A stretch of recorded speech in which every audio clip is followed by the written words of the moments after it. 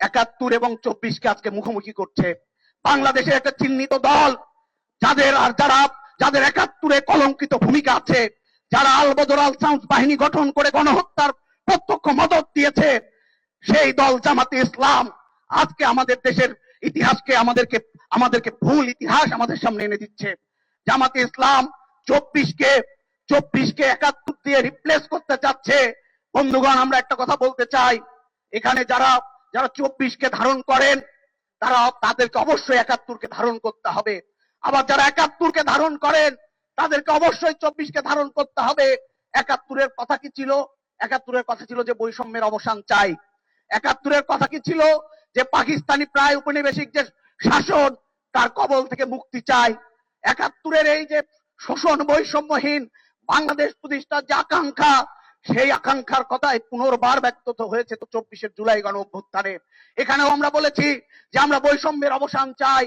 বন্ধুগণ, সেই জায়গা থেকে বলছি যে আজকে ইতিহাসকে এইভাবে যে ইতিহাসের কে ভুলিয়ে দেওয়ার যে চক্রান্ত, আমরা মনে করি ছাত্র সমাজকে তার বিরুদ্ধেও সজাগ থাকতে হবে।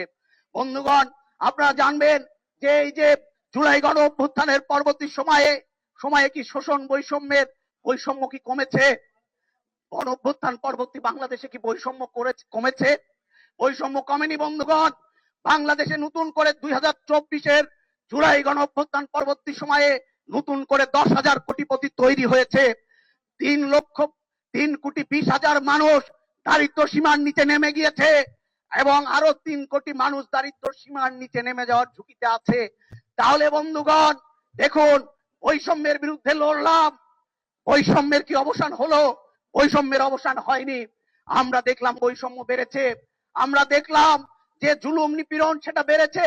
ফলে বন্ধুগণ, আমরা বলছি যে ক্ষমতার পালাবদল দিয়ে অবস্থার পরিবর্তন হবে না। আমরা বলেছি যে ক্ষমতার পালাবদল দিয়ে বৈষম্য রোখা যাবে না। আমরা বলেছি যে ক্ষমতার পালাবদল দিয়ে আজকে যে আমরা যে বলছি যে ফেসিবাদ, সেই ফেসিবাদের বিলোপ হবে না। তাহলে কি করতে হবে বন্ধুগণ? ব্যবস্থার বদল করতে হবে। ব্যবস্থা বদলের লড়াইকে আজকে আমাদেরকে শানিত করতে হবে।